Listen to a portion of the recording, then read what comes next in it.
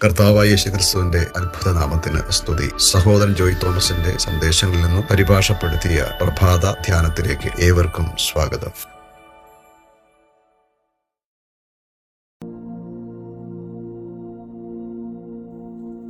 ഒന്ന് ഞാൻ ചെയ്യുന്നു, പിന്നിലുള്ളത് മറന്നും മുൻപിലുള്ളതിന് ആഞ്ഞും കൊണ്ട് ക്രിസ്തു യേശുവിൽ ദൈവത്തിന്റെ പരമവിളിയുടെ വിരുദ്ധനായി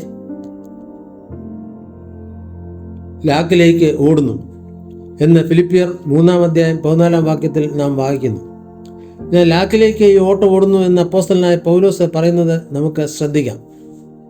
ഓട്ടക്കളത്തിൽ ഓടുന്നവർ എല്ലാവരും ഓടുന്നു, എങ്കിലും ഒരുവനെ വിരുദ്ധ പ്രാപിക്കുന്നുള്ളൂ എന്ന് അറിയുന്നില്ലയോ? നിങ്ങളും പ്രാപിപ്പാൻ തക്കവണ്ണം ഓടുവിൻ.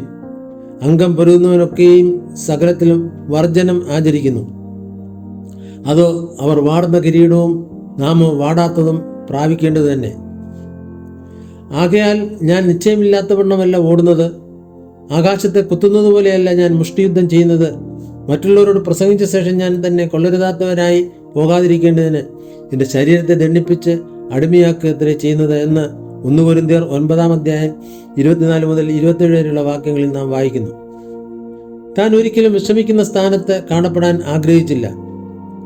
തന്നെ ആ കീഴ്വഴക്കത്തിൻ്റെ സ്ഥാനത്തും ആ സമർപ്പണത്തിലും എപ്പോഴും നിലനിർത്തുവാൻ താൻ ആഗ്രഹിച്ചു. ഉറക്കത്തിൻ്റെ അവസ്ഥ തൻ്റെ ജീവിതത്തിൽ കടന്നു വരാതിരിക്കാൻ താൻ തികച്ചും ശ്രദ്ധാലുവായിരുന്നു. അപ്പോസ്തലന്റെ ഹൃദയത്തിൽ വളരെ വ്യക്തമായി നാം കാണുന്ന ഒരു കാര്യം ഇതായിരുന്നു: വിളിക്കപ്പെടുകയും രക്ഷിക്കപ്പെടുകയും ചെയ്ത എല്ലാവരും അവസാനം വരെ എത്തുകയില്ല എന്ന് തനിക്കറിയാമായിരുന്നു.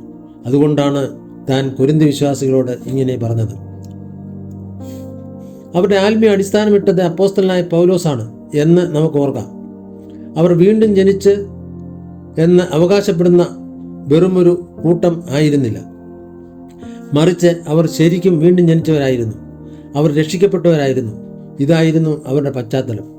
കരുണാസമ്പന്നനായ ദൈവം അവരെ രക്ഷിച്ചു, അവരെ നീതീകരിച്ചു, അവരെ ശുദ്ധീകരിച്ചു, അവരെ കഴുകി. അവരോട് നിങ്ങൾ പ്രാപിപ്പാൻ തക്കവണ്ണം ഓടുവിൻ എന്ന് അപ്പോസ്തലനായ പൗലോസ് പറയുന്നു.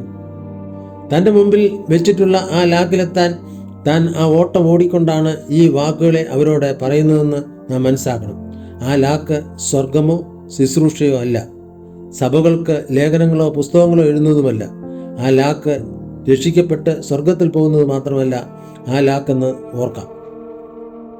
രക്ഷയും പാപമോചനവും പൗലോസ് തൻ്റെ ജീവിതത്തിൽ അനുഭവിച്ചറിഞ്ഞ കാര്യങ്ങളാണ്. പിന്നെ എന്തിനു വേണ്ടിയാണ് താൻ ഓടുന്നത്? തൻ്റെ മുമ്പിൽ വെച്ചിട്ടുള്ള ലാക്ക് ക്രിസ്തുയേശുവിലുള്ള പൂർണ്ണതയായിരുന്നു.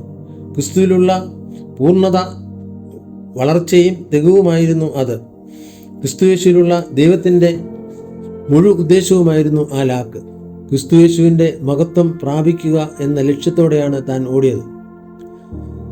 പൗലോസ് ക്രിസ്തുവിലുള്ള രക്ഷയ്ക്ക് വേണ്ടി മാത്രമല്ല ഓടിയത്, താൻ ക്രിസ്തുവിലുള്ള ആ പൂർണ്ണതയിലേക്കാണ് ഓടുകയും മുന്നേറുകയും ചെയ്തത്. അതുകൊണ്ട് ലഭിച്ചു കഴിഞ്ഞു എന്നോ തികഞ്ഞവനായി എന്നോ അല്ല, ഞാൻ ക്രിസ്തുയേശുവിനാൽ പിടിക്കപ്പെട്ടിരിക്കുന്നത് കൊണ്ട് എനിക്കും അത് പിടിക്കാമോ എന്ന് വെച്ച് പിന്തുടരുന്നതേ ഉള്ളൂ എന്ന് ഫിലിപ്പിയർ 3:12 കാണുന്നു.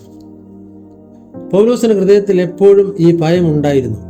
അതുകൊണ്ടാണ് മറ്റുള്ളവരോട് പ്രസംഗിച്ച ശേഷം ഞാൻ തന്നെ കൊള്ളരുതാത്തവനായി പോകാതിരിക്കേണ്ടതിന് ശരീരത്തെ ദണ്ഡിപ്പിച്ച് അടിമയാക്കുകയത്രേ ചെയ്യുന്നത് എന്ന് താൻ പറഞ്ഞത്.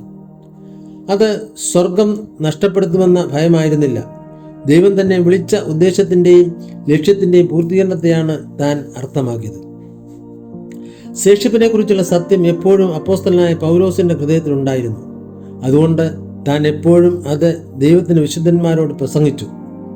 വെറും വീണ്ടും ജനന അനുഭവത്തിലും രക്ഷയിലും വരങ്ങളുടെ അനുഭവത്തിലും മാത്രം ഒതുങ്ങി നിൽക്കാതെ ക്രിസ്തുയേശുവിലുള്ള പൂർണ്ണതയിലേക്ക് നാം മുന്നേറണമെന്ന് എല്ലാ സ്ഥലത്തും എല്ലാ സഭകളിലുമുള്ള വിശ്വാസികളോട് താൻ പ്രോത്സാഹിപ്പിച്ചു. ദൈവത്തിൻ്റെ ശേഷിപ്പിനെ കുറിച്ചുള്ള ആ സത്യം അഥവാ ആ തത്വം അവൻ്റെ ജീവിതത്തെ അതിശക്തമായി പിടികൂടിയിരുന്നു. അതുകൊണ്ടാണ് ഞാൻ നിശ്ചയമില്ലാത്തവണ്ണമല്ല ഓടുന്നത്, ആകാശത്തെ കുത്തുന്നത് പോലെയല്ല ഞാൻ മുഷ്ടിയുദ്ധം ചെയ്യുന്നത് എന്ന് താൻ പറഞ്ഞത്. നമ്മുടെ സഭയിൽ അടിക്കടി ഉപയോഗിക്കപ്പെടുന്ന ഒരു വാക്കാണ് ശേഷിപ്പ് എന്ന പദം. ജനിച്ച കാലം മുതൽ ഞാൻ ഈ ശേഷിപ്പ് എന്ന വാക്ക് കേൾക്കുന്നുണ്ട് എന്നതായിരിക്കാം 2ാം തലമുറയുടെ അഭിമതം. ഞാൻ ഈ കൂട്ടായ്മയിൽ വന്നത് മുതൽ ശേഷിപ്പ് എന്ന വാക്ക് ഞാൻ എപ്പോഴും കേൾക്കുന്നുണ്ട് എന്ന് മറ്റു ചിലർ പറഞ്ഞേക്കാം. ആ വാക്ക് കേൾക്കാതെ ഒരു ഞായറാഴ്ച പോലും കടന്നു പോയിട്ടില്ല. മറ്റു ചിലരുടെ സാക്ഷ്യം അങ്ങനെയാണ്. ഞാൻ ആദ്യമായി ക്യാമ്പ് മീറ്റിങ്ങിന് വന്നപ്പോൾ ശേഷിപ്പിനെ കുറിച്ചുള്ള വചനം ആയിരുന്നു കേട്ടത് എന്നതായിരിക്കാം. ഇക്കാരണങ്ങൾ കൊണ്ട് നാം ശേഷിപ്പിൻ്റെ ഭാഗമാണെന്ന ഒരു മിഥ്യാധാരണ നമ്മിൽ കണ്ടേക്കാം. എങ്കിലും ദൈവത്തിൻ്റെ ദൃഷ്ടിയിൽ ശേഷിപ്പ് എന്താണെന്നതിനെക്കുറിച്ച് നമുക്കൊരു യഥാർത്ഥ വെളിപ്പാട് അനിവാര്യമാണെന്ന് മനസ്സിലാക്കാം. ഇന്ന് എല്ലാം ഒരു സാധാരണ നിലയിലേക്ക് തരം താഴ്ത്തപ്പെട്ടിരിക്കുന്നു. എല്ലാത്തിനും അതിൻ്റെ മൂല്യം നഷ്ടപ്പെട്ടിരിക്കുന്ന സമയമാണിത്. എല്ലാം ഇന്ന് പൊതുവായ ഒന്നായി മാറിയിരിക്കുന്നു. അതുകൊണ്ട് ദൈവത്തിന് തൻ്റെ ജനത്തിൻ്റെ മധ്യത്തിൽ ഉള്ള മഹത്വവും തേജസ്സും നഷ്ടപ്പെട്ടിരിക്കുന്നു. ദൈവത്തോടുള്ള ബഹുമാനവും ഭയഭക്തിയും നഷ്ടപ്പെട്ടത് സമയത്താണ് നാം ജീവിക്കുന്നത്. ഈ സമയത്തിൻ്റെ ഒരു ദുരന്തമാണ് അതെന്ന് നമുക്ക് മനസ്സിലാക്കാം. സഭയുടെ മധ്യത്തിൽ വാക്കുകൾ കൊണ്ടുള്ള കളികളുടെ ഒരു കാലമാണ് ഇന്ന് നാം ജീവിക്കുന്ന സമയം. സഭ ഈ വാക്കുകൾ വെച്ച് കളിക്കുകയാണ്. ഇത് നമുക്കൊരിക്കലും സംഭവിക്കാതിരിക്കട്ടെ.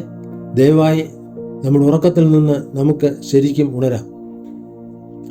പൗലോസിന്റെ ജീവിതത്തിലേക്ക് നാം നോക്കുമ്പോൾ ശേഷിപ്പ് എന്ന വാക്ക് തൻ്റെ ദൈനംദിന ജീവിതത്തെയും ശുശ്രൂഷയെയും ഭരിക്കുന്ന വലിയൊരു യാഥാർത്ഥ്യമായിരുന്നു. ശേഷിപ്പിലേക്കുള്ള വിളി പൗലോസിന്റെ ജീവിതത്തിൻ്റെ ഒരു പ്രത്യേക സ്ഥാനം വഹിച്ചിരുന്നു. ഈ സത്യത്തിൻ്റെ അടിസ്ഥാനത്തിലായിരുന്നു പൂർണ്ണമായും തൻ്റെ ജീവിതം കേന്ദ്രീകരിച്ചിരുന്നത്. ദൈവത്തിൻ്റെ ഉദ്ദേശത്തിലും പദ്ധതിയിലുള്ള ശേഷിപ്പ് എന്ന വാക്കിനെ അറിയുവാൻ നമ്മുടെ കണ്ണുകൾ ശരിക്കും തുറക്കപ്പെട്ടിട്ടുണ്ടെങ്കിൽ അത് നമ്മുടെ ജീവിതത്തിലേക്ക് വലിയൊരു ഉണർവ് കൊണ്ടുവരും. ദൈവത്തിൻ്റെ ഉദ്ദേശത്തിൽ ശേഷിപ്പിനുള്ള അർത്ഥവും പ്രാധാന്യവും നാം തിരിച്ചറിഞ്ഞാൽ നമ്മുടെ ഉറക്കത്തിൽ നിന്ന് നാം ഉണരും. അത് നമ്മുടെ ജീവിതത്തിൽ വലിയൊരു മുന്നറിയിപ്പ് മുഴക്കും. നമുക്ക് ആ വാക്ക് നിസ്സാരമാക്കി കളയാതിരിക്കാം. പൗലോസിന് ഒരിക്കലും തൻ്റെ ജീവിതത്തിൽ അത് നിസ്സാരമായി കാണുവാൻ കഴിഞ്ഞിരുന്നില്ല. അത് സഭയിൽ നാം നിസ്സാരമായി ഉപയോഗിക്കാനുള്ള വെറുമൊരു പദപ്രയോഗമല്ല. നാം ശേഷിപ്പാണെന്ന് പറയുന്നതിൽ സുരക്ഷിതരാണെന്ന് ചിന്തിച്ചുകൊണ്ട് നമുക്ക് ആശ്വാസവും സമാധാനവും കണ്ടെത്താനുള്ള ഒരു പദപ്രയോഗവുമല്ല ഇത്. ആ ഉറക്കത്തിൽ നിന്ന്, ആലസ്യത്തിൽ നിന്ന് നമുക്ക് ഉണരാം. ദൈവത്തിൻ്റെ ദൃഷ്ടിയിൽ യഥാർത്ഥ ശേഷിപ്പ് എന്താണെന്ന്, ആ തത്വം എന്താണെന്നും പരിശുദ്ധാത്മാവ് നമ്മിൽ പ്രകാശിക്കുമ്പോൾ വലിയൊരു ഉണർവ് നമ്മിൽ അത് കൊണ്ടുവരും. ദൈവം ഈ സമയത്ത് മുഴക്കിക്കൊണ്ടിരിക്കുന്ന കാഹളധ്വനി കേട്ട് നമുക്ക് ഉറക്കത്തിൽ നിന്ന് ഉണരാം. അത് നമ്മിലൊരു ഗൗരവബോധം കൊണ്ടുവരും. പിതാവേ, എന്നെ ഉണർത്തേണമേ, രാത്രി വളരെ കഴിഞ്ഞു, പകൽ അടുത്തിരിക്കുന്നതുകൊണ്ട് പിതാവേ എന്നെ ഉണർത്തേണമേ, ഉറങ്ങിക്കൊള്ളുക എന്ന് എന്നോട് പറയരുതേ. രാത്രി വളരെ കഴിഞ്ഞു, പകൽ അടുത്തിരിക്കുന്നതുകൊണ്ട് പിതാവേ എന്നെ ഉണർത്തേണമേ എന്ന് നമുക്ക് പ്രാർത്ഥിക്കാം. ദൈവം നമ്മെ സഹായിക്കട്ടെ. ഹല്ലേലൂയ.